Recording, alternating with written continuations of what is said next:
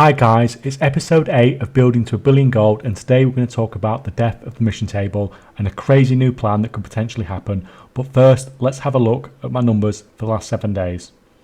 This week I've made 7.9 million gold profit. As usual, loads of Corphia transmog and mounts in the biggest sales of the week. The Adorned Waistguard 4th from top I bought last week for I think it was around 25k, and it's already sold for around 275k. I've actually put my price up on this item now, as I'm confident in future it will actually sell for more. Majestic Oracle's Cape was a 300k sale from a Zereth Mortis transmog cloak. It's showing us 244k, as this is the profit number for the week on the item, and I invested on more of them, so that's why it doesn't show as 300k. Third from bottom we have the Leaping Pet from Zereth Mortis at 167k sale. I have been selling loads of these pets I picked up from Russia, but the price isn't usually high enough to get them on this biggest sale of the week list. We'll go back and have a look at all those pets at some point in the future. On to expenses, and as you can see I've carried on picking up any of the transmog from the Enlightened Reputation supplies chest that I've seen cheap, that I did a video about yesterday. 2 Girdle of the Crumbling Sanctums at 10k each, that's a really nice buy. Lattices continue to be a great flip in 9.2. I picked up some more cheap island transmog as well. That 11k on a Gear Spring Hopper, that was just what I bought for Monday's cross-server transfer video. Near the bottom you can see I bought a Corda Zandalai Resolve for 8k, but then I sold one this week for 429 gold. I obviously wasn't paying too much attention posting my auctions when TSM went a bit weird on Friday and values were a bit all over the place. Some stuff was suddenly 10 times normal value, several times even higher than the most expensive posted auction in the whole region, and other things were posting stupidly low like this. Fortunately that's all cleared up now, but my bad for not paying attention. We have confirmation that mission tables are dead in Dragonflight. So what effect will this have on the economy? I did a video on what I thought was going to be the biggest effect from my perspective, and that was that the amount of pet charms that are coming into the game is obviously going to change. Now I'm making assumptions here which I obviously know are not guaranteed, but I wouldn't act until late in beta for Dragonflight and I knew where I really stand. But we can have a look at how things will maybe play out. The main assumption I'm making is that with the mission tables gone, the days of getting bucket loads of easy pet charms is over. Most likely Blizzard will return to what we originally had, and pet charms would only be given out for doing pet related content such as pet world quests. If I were to give it a rough guess, this would likely mean that we'd probably have around a 90% reduction in the amount of pet charms coming into the game, but I would not be surprised if it was 95%. Now I think it would look something like this. Over time we've seen more and more easy pet charms come into the game, and the price per pet charm has slowly dropped as markets just got saturated. But if what I'm hoping for happens, then we should see a dramatic drop in supply come Dragonflight, and the price per pet charm will slowly increase. I don't expect that to make any difference to any pet that are currently on the auction house, as the markets are just too saturated, or if it does it will take a long time to kick in.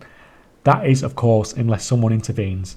I would likely try and take advantage of this dramatic change in supply and see what I could do with the flawless Bulbaworm market. There's a few reasons I would target this pet. Number 1 is that it's unique. It gives you the ability to fart rainbows, and that is something that means it will always have some sort of demand. More importantly is the fact that it costs 10,000 pet charms, and that will make buying it a complete waste of pet charms come Dragonflight. This is because you'll have new pets to buy. Currently the 50 pet charm pets you can get go for 5 to 10k on most servers, so you'd need to sell a flawless Bulbaworm for equivalent to 1 to 2 million gold, which is about 10 times the current region market value, to get an equivalent gold per charm return. Realistically, with less pet charms coming into the game, the new Dragonflight pets will be even more expensive than the current pets, so the chance of it being a good economic decision to invest in the 10k pet charm is extremely unlikely, so therefore it is much easier to control the market when you know the supply is drying up. This is the pricing of the flawless Bulbaworm pet across the whole EU that I borrowed from the Undermined Journal. Each pink bar is a server. The higher the bar, the more pets available on that server. The blue line is the price on that server, so you have the cheap servers on the right and the expensive ones on the left.